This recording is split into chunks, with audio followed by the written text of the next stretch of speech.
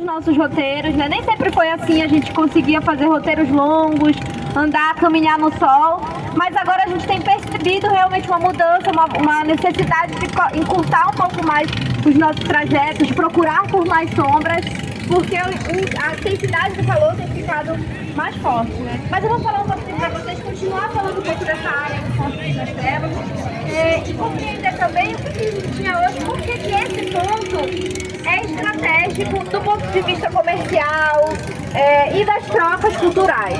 Bom, lá por volta de 410 a gente vai ter uma mudança, um impacto climático muito forte que vai ser fruto de uma vulcanização na Indonésia que vai espalhar fuligem, fumaça em toda a linha do Equador, né? E vai chegar aqui. A gente chega então com essa catástrofe climática, o Cacicado Marajoara, que estava localizado nessa mesma direção, só que um pouco mais acima, né, mais próxima da linha do Equador, ele vai descer, ele vai migrar e vai chegar onde a gente conhece hoje a Ilha do Marajó, vai chegar nessas imediações. E ele vai chegar aqui nesse território e aqui vai se instalar um grande entreposto comercial e migratório. Que vai ser promovido pelo Cacicado Marajoara, mas que vai ter uma expressividade para outras etnias indígenas, que vão entender esse local como um local estratégico para as suas relações comerciais e culturais.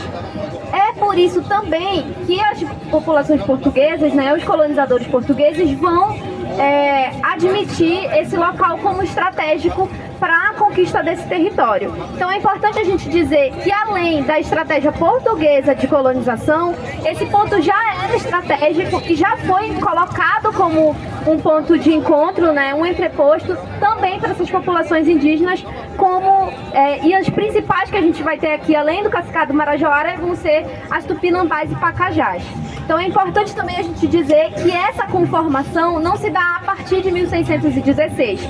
Ela vai ter uma intensificação de disputa a partir de 1616 com a instalação dos portugueses aqui, né? Então, esse entreposto comercial e migratório vai desenvolver o que a gente conhece hoje da Feira do Açaí, né? A gente vai ter o açaí chegando das ilhas, como a professora falou, né? O melhor horário para a gente ver essa movimentação é de madrugada, né? 4 da manhã, 5 da manhã, 3, para a gente ver essa intensificação. Mas aqui o uso da Feira do Açaí ao longo do dia e ao longo da semana vai ter também diversos usos. À noite, aqui a gente tem os bares que vão ser super frequentados. Nos finais de semana a gente também tem rodas de samba e de carimbó, né? Além da atividade comercial ligada ao fruto. E é importante também a gente falar, quando aqui na Feira do Açaí, um pouco mais também sobre essa cultura alimentar, que a Tainá Marajoara já falou um pouco pra gente, né?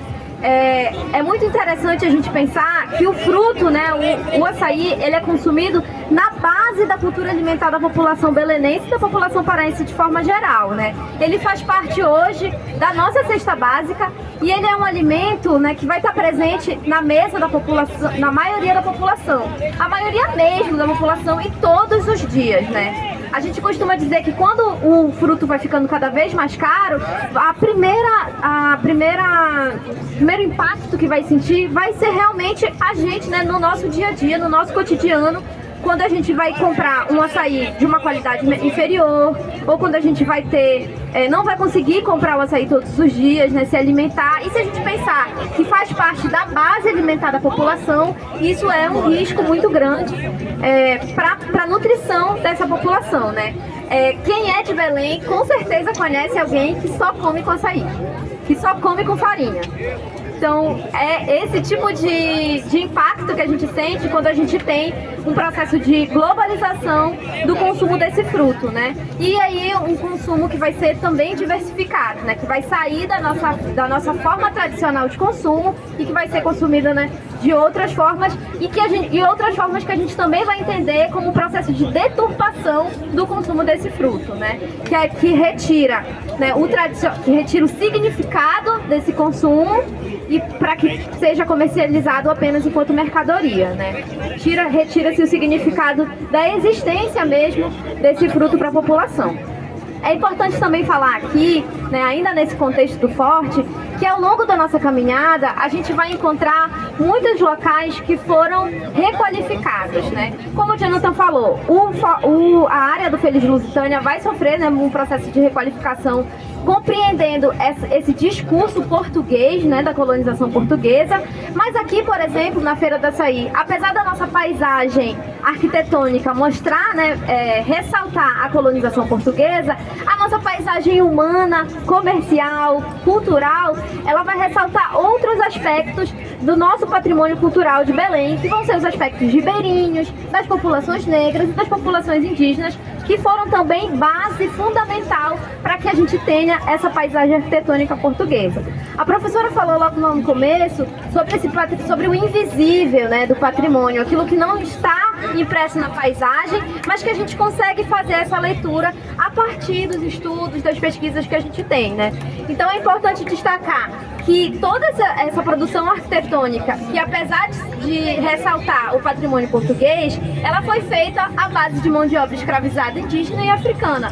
É importante a gente dizer que essas técnicas também foram muito elaboradas pela população indígena e pela população africana, que não necessariamente vão ter esse reconhecimento na paisagem, mas que no nosso discurso a gente ressalta e faz questão de evidenciar para que nas próximas políticas que entendam os processos de requalificação cultural, a gente consiga ver na paisagem também representada essas populações que foram escravizadas ao longo da Constituição da cidade de Belém, né? E que hoje a gente vai ter um reconhecimento ainda muito pouco, muito parco em relação à sua contribuição, principalmente aqui no Centro Histórico.